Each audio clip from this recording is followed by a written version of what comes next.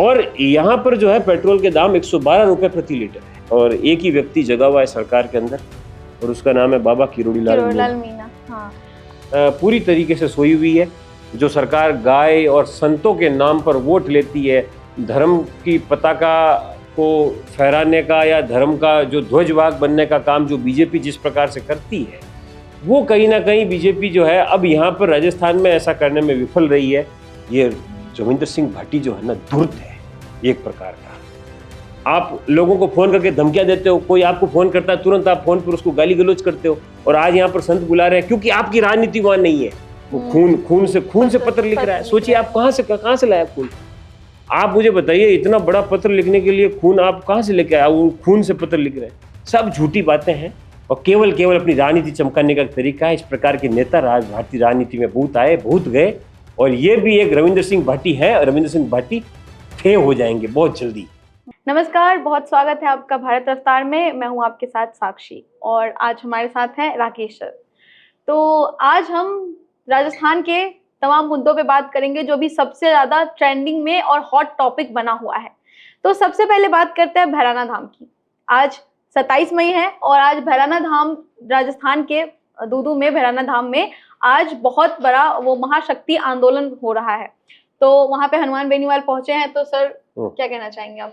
देखिए, बेनीवाल जी जो है राजस्थान के अंदर एक प्रकार से विपक्ष की भूमिका निभा रहे हैं।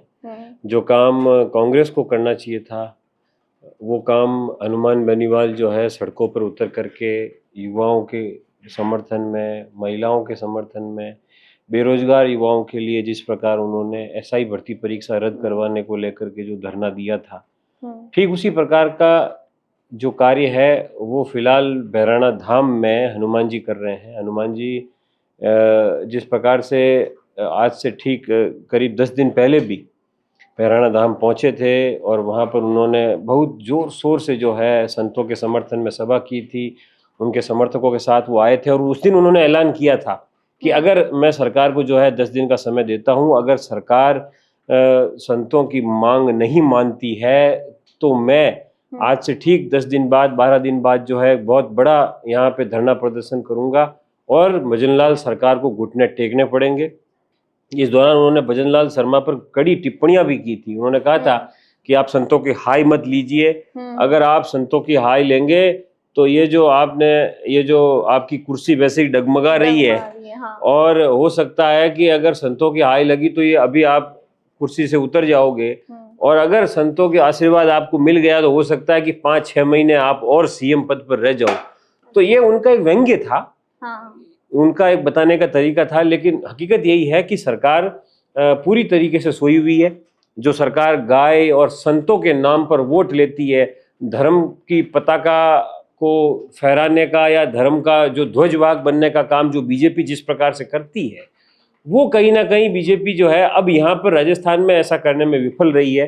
दूदू डिप्टी सीएम प्रेमचंद बैरवा का विधानसभा क्षेत्र है। वहाँ जिस प्रकार से उनके खिलाफ लोगों में गुस्सा है, मैं खुद करीब 10 दिन पहले बिचून स्थित इस धाम दादू दयाल की तपोस्थली है भैराना धाम, वहाँ गया था। किस प्रकार से साधु संत 45 डिग्री की गर्मी में तपती धूप के अंदर आपने आसपास धुनी लगा करके उसके बीच में बैठे थे और प्रदर्शन कर रहे थे। तो ये अग्नि तप वो उनका था। उसके बाद उन्होंने गड्ढा खोदा, जीवित समाधि लेने की बात की, लेकिन बेनीवाल जी बीच में आए और उन्होंने स्थितियों को संभाला।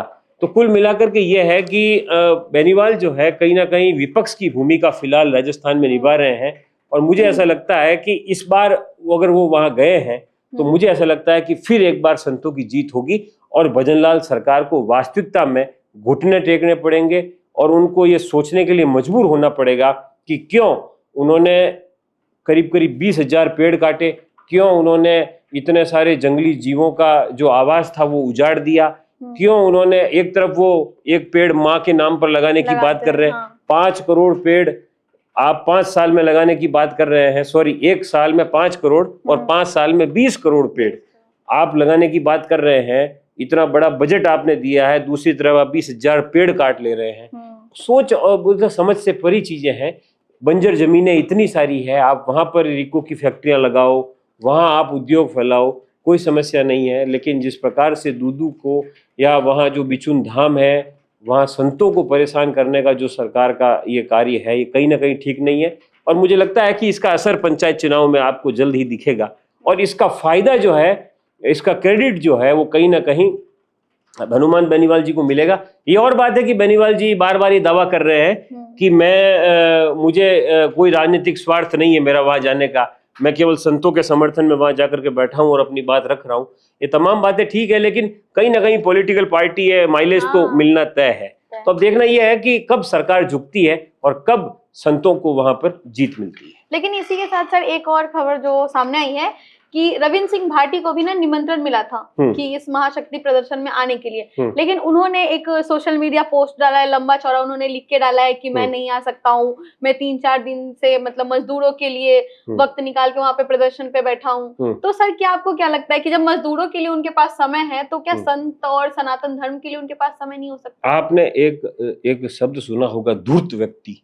ये रविंद्र सिंह भाटी जो है ना, धूर्त है एक प्रकार का, और ये सोशल मीडिया पर हवा पैदा करके, क्रिएट पैदा करके, आपको पता है कि एमएलए कैसे बना? ये लंपी नामक एक बीमारी फैली थी गायों के अंदर, आपको पता हो तो। और लंपी बीमारी के दौरान जो है इसने गांव-गांव के अंदर अभियान चलाया, और केवल उस शिव विधानसभा के अंदर गांव-गांव में अभियान चलाया। ठीक है, गांव में आपने अभियान किया प्राणी जगत के लिए, उससे उसको हाइप मिला, लोगों के बीच में लोकप्रियता मिली, और उसके बाद वो वहां से विधायक बना। ठीक, ये तो बात विधायकी तक आ गई, आप विधायक बन गए, अच्छी बात है, आपने काम किया, आपको इनाम मिला। लेकिन अब आप क्या है कि अपने फायदे के लिए आप शिव विधानसभा, आप बाड़मेर नहीं छोड़ना चाहते हो। क्यों नहीं छोड़ना चाहते? क्यों? यहाँ संत क्या प्रदर्शन कर रहे हैं, वो संत आपको बुला रहे हैं और आप वहां नहीं गए। आप एक तरफ तो पूरा ठेका लेते हो राजस्थान के अंदर कहीं पर भी, आप लोगों को फोन करके धमकियां देते हो, कोई आपको फोन करता है तुरंत आप फोन पर उसको गाली गलौज करते हो, और आज यहाँ पर संत बुला रहे हैं क्योंकि आपकी राजनीति वहां नहीं है। आपको राजनीतिक फायदा वहां नहीं मिलेगा क्योंकि आपकी खुद की कोई पार्टी नहीं है, निर्दलीय है। आप बीजेपी से चुनाव, आप बीजेपी में शामिल हुए थे, बीजेपी ने टिकट नहीं दिया तो निर्दलीय चुनाव लड़ लिए। तो आपकी जो राजनीतिक जमीन है वो पश्चिमी राजस्थान है, वो शिव विधानसभा है, बाड़मेर जिला है, इसलिए आपको वहां कुछ राजनीति में कुछ नजर नहीं आया, इसलिए आपने वहां जाने से मना कर दिया। वरना आप ढोंग तो करते ही हो, कैसे पेट्रोल उड़ेल रहा है, खून से पत्र लिख रहा है। सोचिए आप कहां से लाया खून? आप मुझे बताइए, इतना बड़ा पत्र लिखने के लिए खून आप कहां से लेके आए? वो खून से पत्र लिख रहे हैं, सब झूठी बातें हैं और केवल अपनी राजनीति चमकाने का तरीका है। इस प्रकार के नेता भारतीय राजनीति में बहुत आए, बहुत गए, और ये भी एक रविंद्र सिंह भाटी है, और रविंद्र सिंह भाटी थे हो जाएंगे बहुत जल्दी, ये मैं आपको कह रहा हूँ। अच्छा सर, एक और खबर है कि पेट्रोल डीजल एसोसिएशन जो है वो 1 जून से हड़ताल कर रही है, तो इसका क्या आपको लगता है क्या असर पड़ेगा राजस्थान? देखिए, ये असर जो है पेट्रोल और डीजल को लेकर के कई इनकी मांगे हैं। एक तो सरकार मौखिक आदेश देके बैठी है कि भाई एक व्यक्ति को जो है डीजल कितना देना है और पेट्रोल कितना देना है। सबसे बड़ी समस्या तो ये है। अच्छा, ये आदेश वर्चुअल दिया गया है, मौखिक दिया गया है, लिखित में नहीं दिया गया। दूसरी बड़ी बात यह है कि जो डीलर ज्यादा पेट्रोल दे रहे हैं, तय सीमा से ज्यादा दे रहे हैं, उनका वो लाइसेंस सस्पेंड कर दे रहे हैं, उनको नोटिस मिल रहे हैं। तीसरी बात क्या है कि जिस प्रकार से पेट्रोल पंप सूख रहे हैं, वो स्थिति जो है लगातार बन रही है जयपुर के अंदर। पिछले करीब 10 दिनों से मैं भी एक्टिव हूँ, मुझे भी पता है कई जगह पर पेट्रोल पंप सूख जाते हैं, शाम होते होते वहां पेट्रोल मिलना बंद हो जाता है। बुआई की सीजन आ रही है, बारिश आने वाली है, ठीक है, किसानों को गांव के अंदर किसान जो है ड्रम भर के डीजल ले जाते हैं, लेकिन सरकार ने ड्रम में डीजल देने से रोक लगा दी है, तो गांवों के अंदर जो है स्थिति ज्यादा खराब हो सकती है। तो और दूसरी बात, उनको जो आपका जो कमीशन मिलता है डीलर्स को, उसके अंदर भी कहीं ना कहीं समस्या है। राज्य सरकार से डीलर एसोसिएशन ये अपील कर रहा है कि भैया आप वेट कम कीजिए, क्योंकि जो सीमावर्ती जिले हैं जैसे गंगानगर हनुमानगढ़ हो गया, उधर हरियाणा से लगे हुए आपके झुंझुनू सीकर चूरू हो गए, इधर आपके उत्तर प्रदेश से लगे हुए जैसे धौलपुर भरतपुर हो गया, नीचे मध्य प्रदेश से लगे हुए आपके कोटा बारा झालावाड़ हो गए, इधर गुजरात से लगे हुए आपके जालोर सिरोही बाड़मेर और ये आपके बांसवाड़ा डूंगरपुर जिले हो गए। इन जिलों के अंदर क्या है, डीलर्स सारे परेशान है, क्योंकि इन आसपास के सभी राज्यों में राजस्थान की तुलना में पेट्रोल के दाम कम है, और यहाँ पर जो है पेट्रोल के दाम 112 रुपए प्रति लीटर है। कहीं ना कहीं देश में सबसे ज्यादा दाम जो है राजस्थान के अंदर है। और इसलिए जो है डीलर्स का ये कहना है कि अगर आप 5 रुपए वेट पेट्रोल पे कम करते हैं तो उसका जो फायदा है आम जनता में भी दिखेगा और डीलर्स को भी उसका जो है नुकसान नहीं होगा। तो इसको लेकर डीलर्स ने एक लेटर लिखा है सरकार को और अब देखते हैं कि सरकार जो है कब इस पर एक्शन लेती है, क्योंकि फिलहाल तो सरकार सोई भी है और एक ही व्यक्ति जगा हुआ है सरकार के अंदर और उसका नाम है बाबा किरोड़ीलाल मीना। हाँ, अगला सवाल मेरा यही था आपसे कि कृषि मंत्री इतना ज्यादा एक्टिव मोड में नजर आ रहे हैं, मूंगफली के भी फैक्ट्री पे उन्होंने छापा मारा है, तो उस पे क्या कहना चाहेंगे? देखिए, मूंगफली की फैक्ट्रियों पर छापा मारना हो, उससे पहले उन्होंने नकली खाद बनाने की कारखानों पर छापा मारा था। तो किरोड़ीलाल जी लगातार अपने किसानी जो मंत्रालय उनके पास कृषि और किसान कल्याण, उस पर लगातार काम कर रहे हैं, लगातार एक्टिव हैं। पिछले दिनों कई सारे समिट, एग्रीटेक जो समिट कराए गए थे, ग्राम एक जो समिट कराया गया था, तमाम चीज़ें जो है कृषि मंत्री की ओर से की जा रही है। उनका चिर परिचित अंदाज रहा है। बाबा जो है हमेशा से फील्ड में उतर करके पॉलिटिक्स करने वाले नेता है और जन सुनवाई में भी मैंने देखा है राजस्थान के अंदर 2 ही मंत्री ऐसे हैं जिनकी जन सुनवाई में अक्सर भीड़ नजर आती है, जिसमें से एक किरोड़ीलाल जी और दूसरे जवाहर सिंह बेडन है। दोनों ही मंत्रियों के यहाँ जन सुनवाई के दौरान जबरदस्त भीड़ नजर आती है। बाकी सभी मंत्री जो है जन सुनवाई या तो करते नहीं है या करते हैं कि नहीं करते हैं, इसके बारे में भी अभी कोई जानकारी नहीं है। तो किरोड़ीलाल जी जो है हमेशा से ही, किरोड़ीलाल जी की राजनीति करने का जो अंदाज है वो कहीं ना कहीं फील्ड में उतरने वाले, यानी जनता के बीच रहने वाला एक ऐसा व्यक्ति है जो जनता के बीच रहता है और जनता की समस्याओं का समाधान हैंड टू हैंड करता है। पिछले दिनों SBI बैंक में छापा मारा था, वहां पर जो किसानों के नाम पर जो नकली जो जमीन गिरदावरी रिपोर्ट जमा करके जिस प्रकार से उनके नाम पर जो इंश्योरेंस बैंकों के द्वारा उठाया जा रहा था, उस पर भी उन्होंने लगातार एक्शन लिए हैं।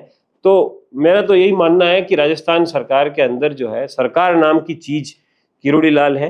मैं फील्ड रिपोर्ट में ग्राउंड में जब जाता हूँ तो मैं नर्सिंग कर्मियों से बात करता हूँ तो नर्सिंग कर्मी कहते हैं कि हारे का सहारा बाबा किरोड़ी हमारा। और अगर मैं PTI टीचर शिक्षकों से बात करता हूँ वो भी मुझे यही कहते हैं। फायरमैन वाले एक अभ्यर्थियों का धरना प्रदर्शन चल रहा था, उन्होंने भी बाबा का नाम लिया। उसके अलावा और कई जितने भी सारे जो प्रदर्शन होते हैं, चाहे वो किसानों से जुड़े हो चाहे वो मजदूरों से जुड़े हो, मुझे ऐसा लगता है कि किरोड़ीलाल जी जो है सरकार चला रहे हैं या राजस्थान के अंदर एक ही व्यक्ति BJP के अंदर एक्टिव है, वो विपक्ष भी इस बात को मानता है और उनका नाम है बाबा किरोड़ीलाल। जी सर, बहुत बहुत धन्यवाद आपका। और तमाम मुद्दों पे आपकी क्या राय है आप हमें कमेंट करके जरूर बताइएगा और भारत रफ्तार को सब्सक्राइब जरूर कीजिएगा। धन्यवाद।